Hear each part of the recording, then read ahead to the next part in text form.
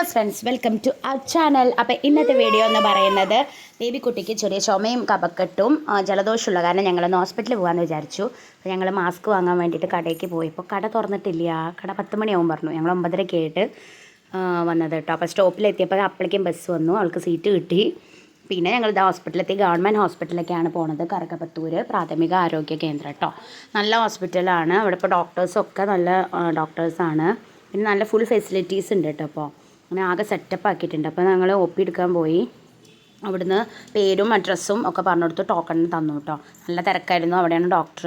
65 ഞങ്ങളുടെ token number കിട്ടിയത്. അവിടെ ഞങ്ങൾ ചെല്ലുമ്പോൾ വിളിക്കുന്നത് 41 പക്ഷേ പെട്ടെന്ന് വിളിക്കുന്നതുകൊണ്ട് ഞങ്ങൾക്ക് പെട്ടെന്ന് കാണാൻ പറ്റി. അപ്പോൾ ഡോക്ടർ പറഞ്ഞു ചുമയുടെ ടോണിക്കും മരുന്നും ഒക്കെ തന്നു കേട്ടോ. പക്ഷേ ഒരു ടോണിക്ക് അവിടെ നിന്ന് കിട്ടിയില്ല, പുറത്തുനിന്ന് വാങ്ങേണ്ടി വന്നു. അപ്പോൾ അവിടെ തന്നെ തത്തകളുടെ കൂട് കണ്ടു കേട്ടോ. അപ്പോൾ അവൾ അത് എടുക്കാൻ പോയി. ഞാൻ മരുന്ന് വാങ്ങാനും കയറി.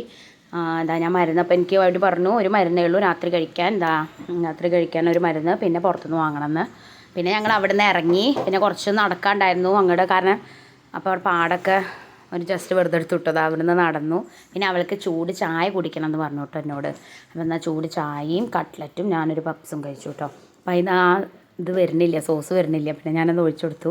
അപ്പോൾ അവൾ ചായ കുടിക്കാൻ. എൻ്റെ വേഗം കഴിഞ്ഞു, അവളുടേതായ എത്രയോ കഴിഞ്ഞിട്ടാണ് കഴിഞ്ഞ്. 1 മണിക്കൂർ അവിടെ ഇരിക്കണം ഞങ്ങൾ, കാരണം അവളുടെ കഴിയാൻ നല്ല താമസമാണ്, സ്ലോ ആയിട്ടാണ് കഴിക്കുക.